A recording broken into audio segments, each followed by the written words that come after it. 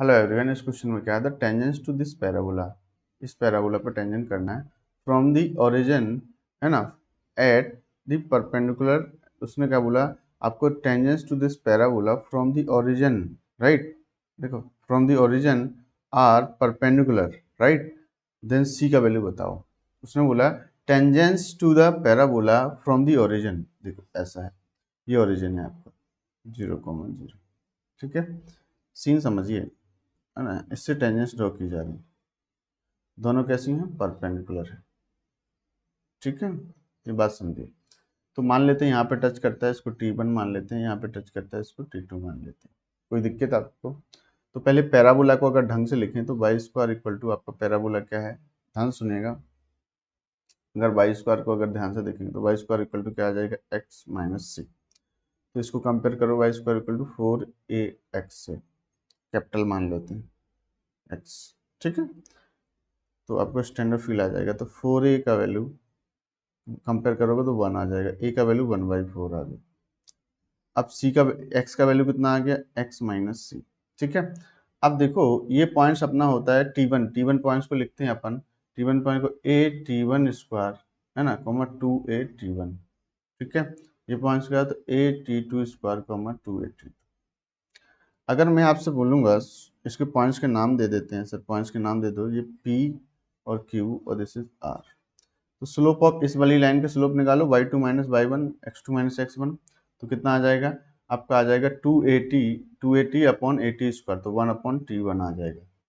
इस स्लोप का कितना आ जाएगा, 1/t2 आ जाएगा। आपको पता है दोनों लाइंस परपेंडिकुलर हैं, तो आपको लिखोगे 1/t1 into 1/t2 equal to -1। तो कितना आएगा, t1 t2 का वैल्यू कितना आ जाएगा, -1। एक रिलेशन आ गया इनटू, ठीक है, क्योंकि परपेंडिकुलर है। अच्छा, तो अब एक चीज बताओ, है ना, ये दोनों जहाँ पे मीट करती हैं टेंजेंस T1 T2 से ड्रॉ, तो इस पॉइंट्स को P के कोऑर्डिनेट पता है कैसे लिखे जाते हैं, A T1 T2 comma 2, sorry, आप A T1 T2 और यहाँ पे लिखते A T1 plus T2, A T1 plus T2, ये आपको याद करने पड़ते हैं, ठीक है। कि अगर ये दोनों टेंजेंस T1 और T2 से ड्रॉ किए हैं तो दोनों मीट करती हैं यहाँ पे, उसके पॉइंट ऑफ इंटरसेक्शन ऐसे निकाली जाती है, ठीक है। अच्छा सर, समझ में आ गया। तो अब एक बात बताओ, ये x कंपोनेंट होता है, ये y कंपोनेंट होता है।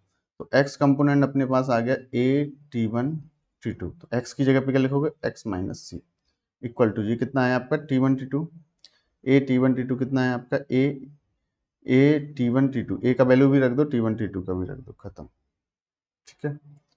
और a t1 t2, तो a t1 t2, तो a t1 t2 कितना है आपका, a t1 t2 का वैल्यू है आपका, a का वैल्यू 1/4 t1 t2 -1। तो और x का वैल्यू तो जीरो है क्योंकि ये x कंपोनेंट्स हैं, राइट। इसको जीरो के इक्वल करोगे ना, ये वाला वैल्यू ओवरऑल कितने, जीरो के इक्वल होगा, ठीक है। तो ओवरऑल जीरो के इक्वल होगा, आपको जीरो के इक्वल, है ना, क्योंकि ये ओरिजिनल x की बात करेंगे ना, तो बड़ा वाला x तो पूरा जीरो के इक्वल होगा, पर ये आपका शिफ्टिंग वाला पैराबोला है ना, तो ये बात समझ गए क्या। तो ये आपका ये जीरो माइनस के c इक्वल टू कितना आ जाएगा, माइनस के 1/4। बात समझ गए क्या, तो c का वैल्यू कितना आ जाएगा, 1/4। तो ऑप्शन नंबर आपका फोर्थ मैच कर देगा। ये बात आप समझ गए क्या, कि कैसे किया अपन ने, है ना। अगर आप यहीं पे लिख सकते थे ये मतलब पॉइंट्स, अगर, और ये किसके लिए कहानी लिखी है, ये पूरी कहानी इस वाले के लिए लिखी है, राइट। और अपने पास पैराबोला ये है, इसलिए अपन ने ये वाला यहाँ पे x माइनस सी लिखा हुआ है। बात समझ गए क्या, क्लियर हो गई होगी बात। अगर मैं सिर्फ आपसे ये पॉइंट्स लिखना इस वाले के लिए लिखवाता, इस वाले पैराबोला के लिए, तो यहाँ पे क्या हो जाता जी, ऑलरेडी आपका प्लस सी हो जाता, ठीक है। बात समझ गए होंगे, है ना, क्योंकि शिफ्टेड है वो आपका सी यूनिट। तो आई होप आपको ये समझ में आ गया होगा। तो थैंक यू सो मच।